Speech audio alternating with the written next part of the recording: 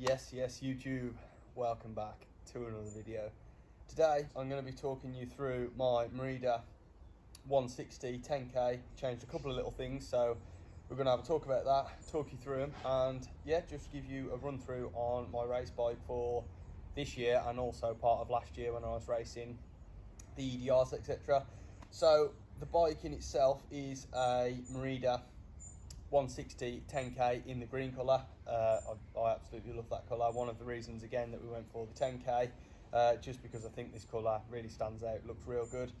So run you through some setup really. Again, I do know exactly how I like my bike to be set up, but numbers off the top of my head I'm not too good with. So we have a magic piece of paper which I keep everything on. So like I've said, 6'3", about 87 kilo, fully kitted up, etc. with all my tools, etc.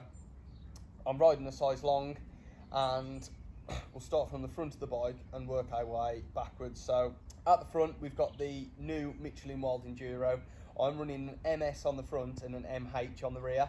These are new tyres for this year, and so far I've actually been really impressed by them. They're real good, and I also like that I can run them a little bit lower. I can get much more feel out the tyre. So I run 22 in the front and 24 in the rear, and then obviously depending on conditions, etc., that might change ever so slightly, but pretty much it sticks around that. So paired to these tyres we have got the DT Swiss EX 511 paired to the Pro 5, and then stopping power we've got the SRAM HS2 rotors combined with the SRAM code RSC brakes. I actually run a smaller rotor on the front and a bigger rotor on the rear. I know people will say I'm copying Troy Brosnan, but I'm actually not.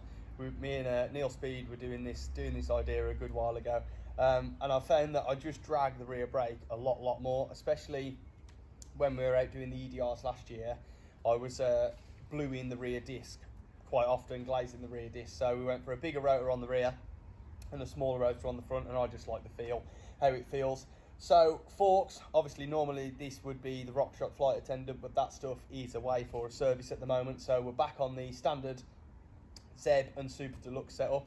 Also big shout out to Nige at Two Wheels Only, because he has actually lent me the forks because I didn't have a spare set. So he's got me out the trouble while mine have gone away for a service. So in the fork I have got 62 PSI, 1 high speed compression, 3 low speed compression and 1 token.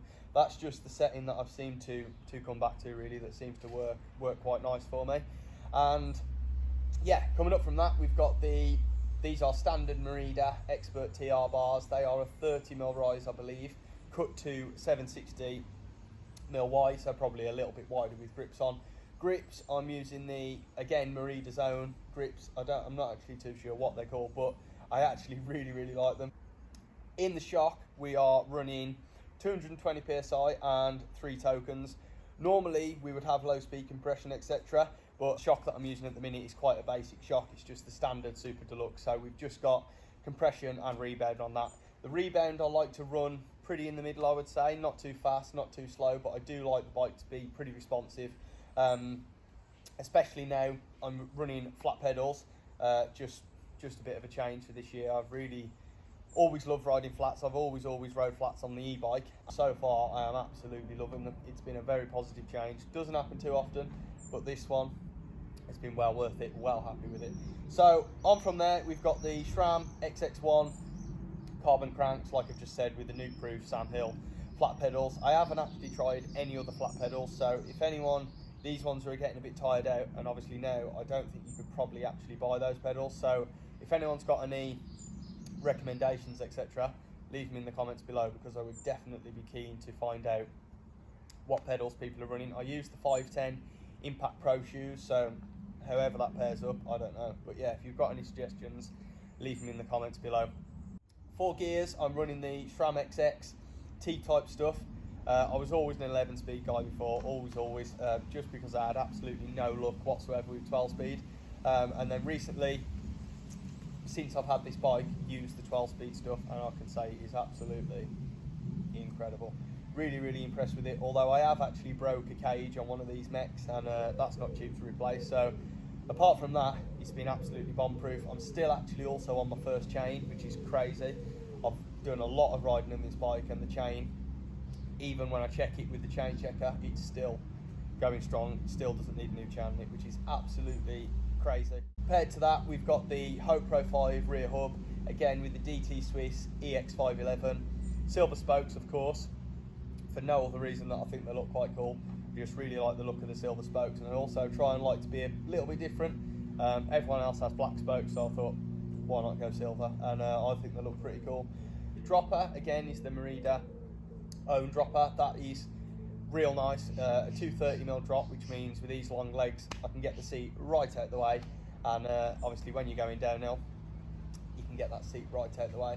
So I think that's it for bike check, really. So now I've rambled on a little bit about my bike, etc, setup, all that jazz. I think I've covered everything, but if I haven't, leave your questions in the comments below and I'll get back to them regarding what you want to know, etc. So I actually put this on my story, on my Instagram story, a good while ago about some questions, etc, because I was going to be filming a Q&A, and surprisingly I actually got some half sensible responses. Of course I got lots of stupid ones which I can't put on here, but I actually got some half normal ones. So I've actually written a few of them down, because again, my memory isn't the best, and trying to remember specific questions, it's not going to go well. So first one that I had was from Mr. Steve, Enduro Stevie, also rides for Unplugged Racing.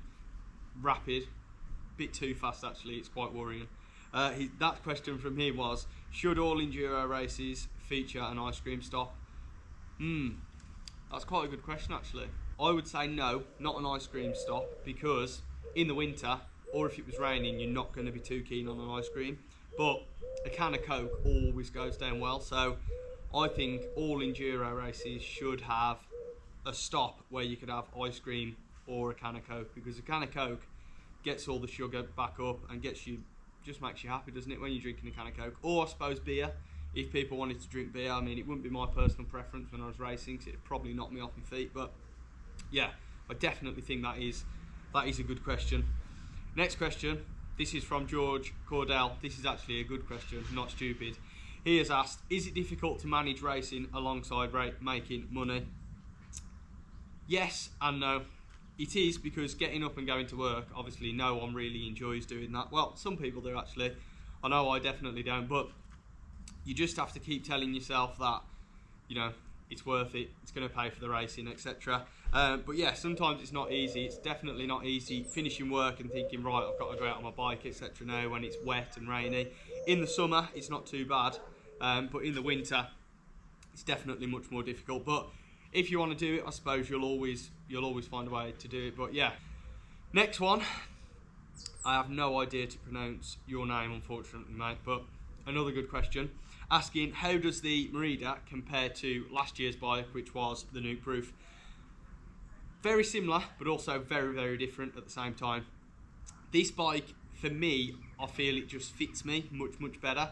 Yeah, I think Merida have just done everything, all the things that needed doing, they've done really, really well, and I just feel that I've got on pretty well with the bike. So no huge differences really. I just feel like this bike suits me more. I also haven't felt yet like I've been underbiked anywhere. And also, shameless plug, if you're actually wanting to demo one of these bikes, they've got, the guys down at Two Wheels Only have got Merida standard bikes, normal 160s for you to try it, and they've also got E160s now, the 875, which is the big battery, and also the lightweight carbon version. So get yourselves down to Two Wheels Only if you want to try out a Merida. But yeah, I think that's it really. If you've got any questions, etc, leave them in the comments and I'll get back to them, or drop me a message on Instagram, etc, whatever. Don't forget to drop the video a like, consider subscribing, and I will see you guys in the next one.